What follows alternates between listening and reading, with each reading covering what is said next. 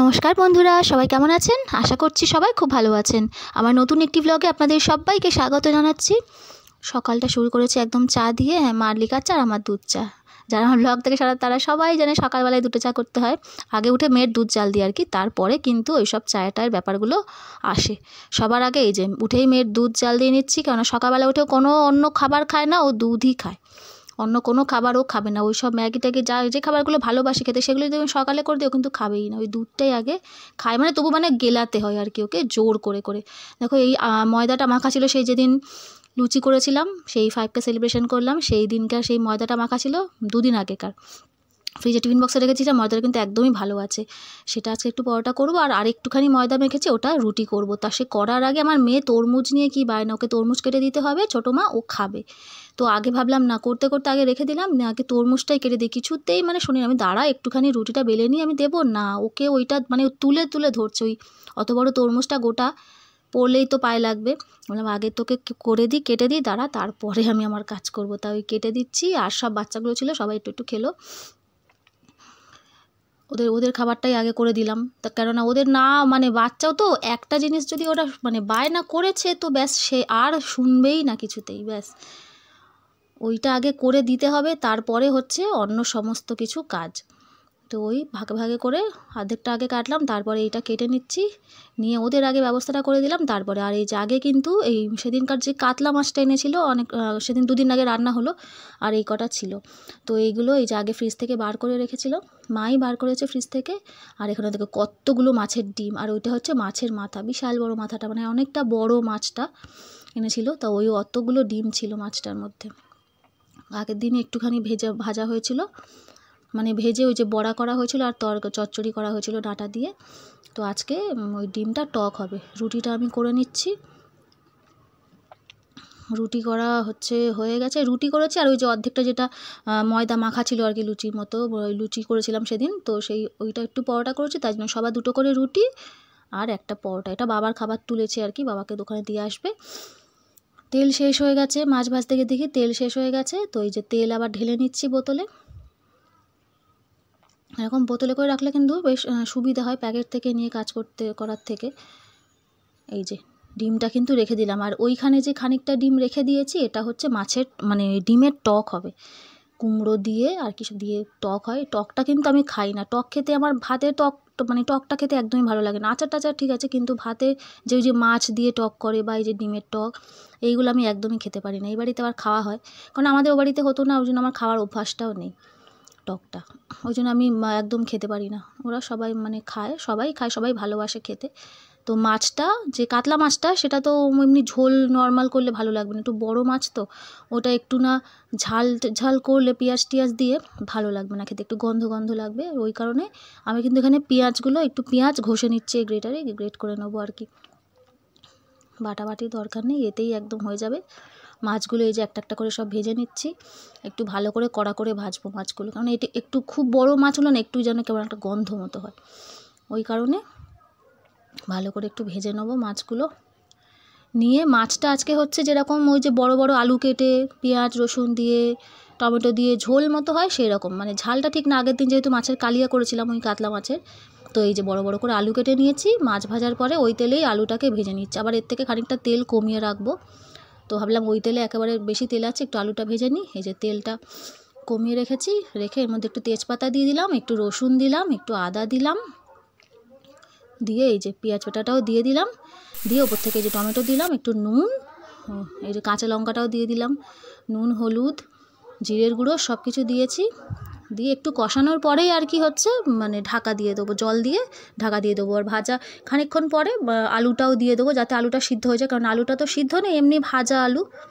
তো এই যে আলুটা দিয়ে আলুটা সিদ্ধ হয়ে যাওয়ার পরেই কিন্তু আমি মাছটা দিচ্ছি, তাহলে মাছটা আবার বেশি ফোটালে ভ্যাত ভ্যাত করবে, সেই কারণে হয়ে যাবে তারপরেই মাছটা দিয়ে দেবো। মাছগুলো আর কি ঝোল হয়ে গেছে, নামিয়ে নিয়েছি। এখানে দেখো মাছের এই যে মাথাটা, এটা বিশাল বড় মাথাটা আজকে মাথা চচ্চড়ি হবে, মাছের মাথা চচ্চড়ি।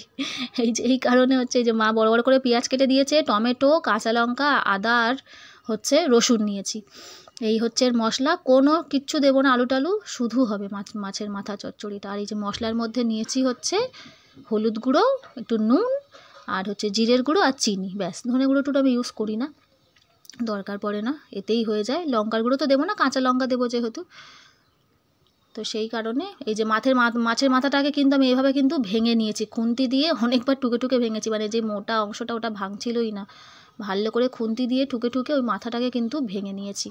আর এই যে তেলের মধ্যে একটু তেজপাতা দিয়ে দিলাম, একটু তেজপাতা দেবো কারণ এই মাছে একটু নাহলে গন্ধ লাগবে, মাছের মাথা যেহেতু একটু তেজপাতা দিলে সেন্টটা ভালো হয়। তেজপাতা দিয়ে দিলাম তেলের মধ্যে। এর মধ্যে এবার দিয়ে দেবো হচ্ছে রসুন, এই যে রসুন দিচ্ছি, রসুন দেবো, আদা দেবো, তারপরে পেঁয়াজগুলো সব দিয়ে দেবো। এই যে রসুনটা একটু ভাজা ভাজা মতো হচ্ছে। আজকে এইটার মধ্যে কিন্তু আমার এই ব্লগ ভিডিওটার মধ্যে এই মাছের মাথা চচ্চড়ির পুরো রেসিপিটা আমি কিন্তু দেখিয়ে দিচ্ছি কিভাবে আমি করি আর কি। আমরা সবাই জানি, যারা রান্না করি আমরা সবাই জানি, যারা আমরা জানি না, নতুন হয়তো বিয়ে হয়েছে বা নতুন বোনেরা যারা জানো না, তাদের জন্য কিন্তু রেসিপিটা আমি পুরোটাই দেখিয়ে দিলাম। এই যে মশলাটা ভাজা হলে কিন্তু মানে পেঁয়াজ আদা, পেঁয়াজ না, প্রথমে রসুন দিলাম, তেজপাতা রসুন আর আদাটা ভাজার পরে তারপর কিন্তু পেঁয়াজটাও দিয়ে দিলাম, পেঁয়াজ লঙ্কা টমেটো সব একসাথে দিয়ে দিয়েছি। দিয়ে এটা একটু একটু বড় বড় করে পেঁয়াজ কেটে দিলে না এই মানে মাথা চচ্চড়িটা কিন্তু বেশ ভালো লাগে খেতে। মাছের মাথা চচ্চড়ি, কাতলা মাছের মাথা, এই মাথাটা কিন্তু ডালে দিলেও বেশ ভালো লাগে, বড় মাছের মাথা তো যেহেতু। এই যে সমস্ত গুঁড়ো মশলাগুলোও দিয়ে দিলাম, একটু ভাজা ভাজা হয়ে যাওয়ার পরে সব গুঁড়ো মশলাগুলো দিয়ে দেবো, দিয়ে একটুখানি ভাজবো খানিকক্ষণ, একটু মানে কষাবো আর কি, সামান্য একটুখানি জল দিয়ে দেবো, তা নাহলে আবার গুঁড়ো মশলা যেহেতু একটু তলায় লেগে যাওয়ার চান্স থাকে, তো একটুখানি জল দিয়ে নেবো, সামান্য একটু, ওই ছোটো চামচের 1-2 চামচের মতো জল দিয়ে গ্যাসটাকে মিডিয়াম করে একটু ভালো করে মশলাটা কিন্তু কষিয়ে নেবো। নিয়ে এই যে ভেজে রাখা মাথাটা দিয়ে দিলাম, ভেজে রাখা কাতলা মাছের মাথাটা দিয়ে দিলাম, দিয়ে ভালো করে একটু নাড়িয়ে নেবো, নিয়ে সামান্য একটু জল দেবো, কেননা মাথাটা তো আমি খুব ভালো করে মানে একদম কড়া করে ভালো করে ভেজে নিয়েছি, কারণ এই মাথা ভালো করে না ভাজলে একদমই ভালো লাগবে না খেতে, সেই কারণে ভালো করে ভেজে নিয়েছি। আর এই যে একটু জল দিয়ে দিচ্ছি, একটু মানে চাপা দিয়ে রেখে দেবো। চিনি আমি একটু দিই, অনেকে আছে মাছে চিনি দেন না, আমি সামান্য একটু হলেও দিই, তাহলে টেস্টটা না মানে ভালো ব্যালেন্স হয় আর কি, ওই জন্য সামান্য একটুখানি, মাছে তো বেশি চিনি লাগে না, সামান্য একটু দিই, টেস্টটা ভালো হয়। এই যে হয়ে কিন্তু গেছে, একটু ঢাকা দিয়ে রেখেছিলাম সামান্য খানিকক্ষণ, ব্যাস মাছের মাথা চচ্চড়ি কিন্তু আমার একদম রেডি।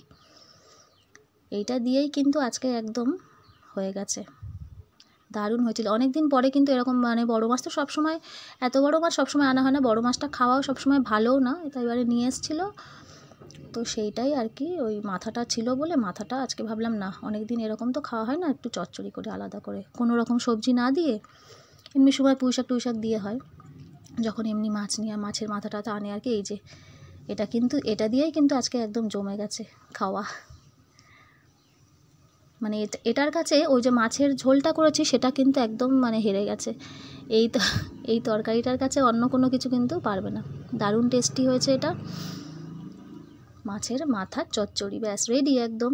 আর এই দেখো এখানে হচ্ছে কুমড়ো দিয়ে ওই যে মাছের ডিমটা বড়া, এটা কিন্তু আমি করিনি, মা করেছে, কেননা টক আমি করি না, কেমন খাই না, তো কেমন টেস্ট কি হয়, তো সেই কারণে এই টকগুলো কিন্তু মাই করে যখনই মাছের টক হয়, বা কারণ আমি কতটা পরিমাণ টক লাগবে কি লাগবে সেটা আমি করতে পারি না, যেহেতু আমি খাই না, আন্দাজটা বুঝতে পারি না, ওই কারণে ওটা কিন্তু মাই করে। এই যে মাছের মাথা দিয়ে গরম গরম ভাত একদম, এটাই আজকে জমে গেছে। এইটার পরে মাছের ঝোল দিয়ে খেলে মাছটা কিন্তু আর টেস্টিই লাগেনি, কারণ এইটা এতটাই টেস্টি খাবার, এর কাছে ওটা আর কোনো পাত্তাই পায়নি। এই যে দেখো দুজনে এখানে খেয়ে উঠে মানে খেলতে বসে গেছে, ও দিদির জামা নিয়েছে, দিদির জামা ও পরবে, বায়না করছে দেখো কেমন। তো আজকের মতো বন্ধুরা ভিডিওটা এখানেই শেষ করলাম, সবাই খুব ভালো থাকবেন, সুস্থ থাকবেন, দেখা হচ্ছে পরের একটি ব্লগে।